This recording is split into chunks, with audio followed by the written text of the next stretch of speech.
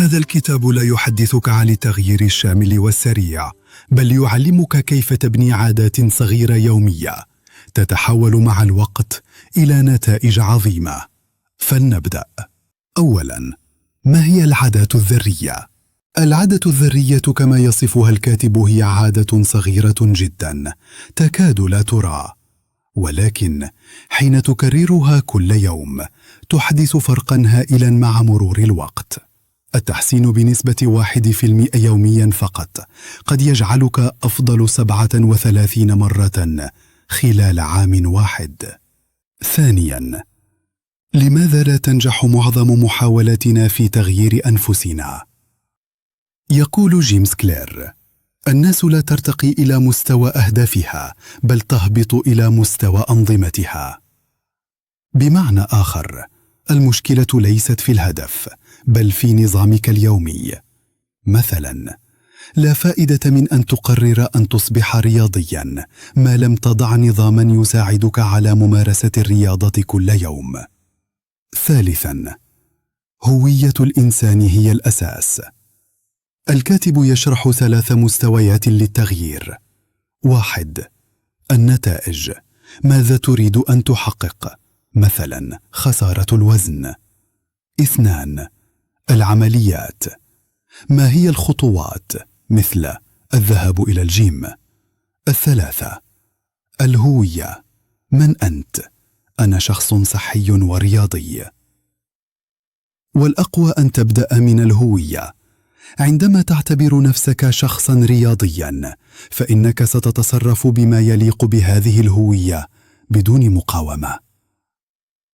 رابعاً، القوانين ال4 لتغيير العادات.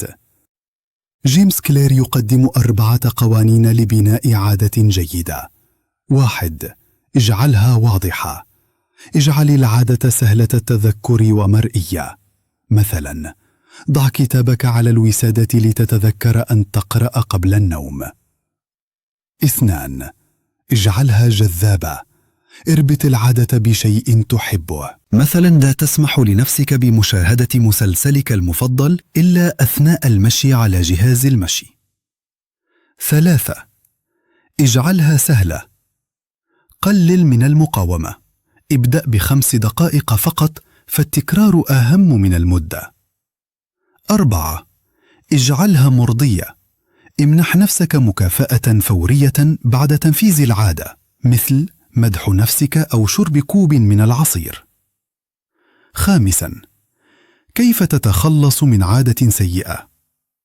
باستخدام نفس القوانين ولكن بعكسها. 1. اجعلها غير واضحة. أزل المحفزات من أمامك. 2. اجعلها غير جذابة. اربطها بنتائج سلبية في ذهنك. 3.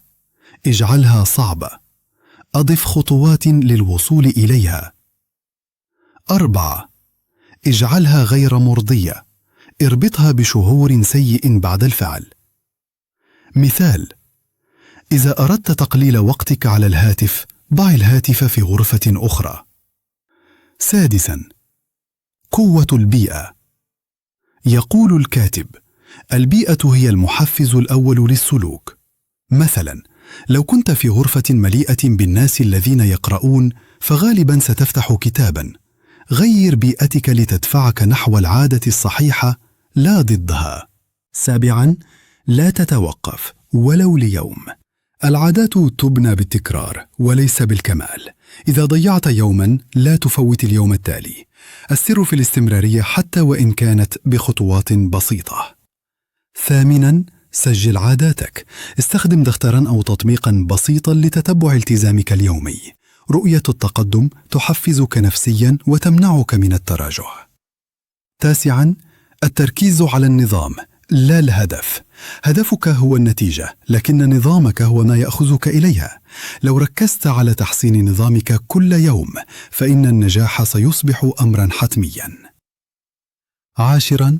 خلاصة قوية. التحسين البسيط المستمر أفضل من المحاولات الكبرى المتقطعة.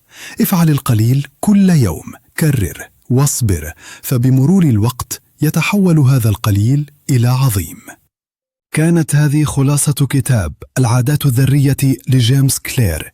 إن أعجبتك هذه الحلقة فلا تنسى الاشتراك في القناة وتفعيل زر الجرس ليصلك كل ما هو جديد من خلاصة الكتب والحكايات المفيدة والملهمة.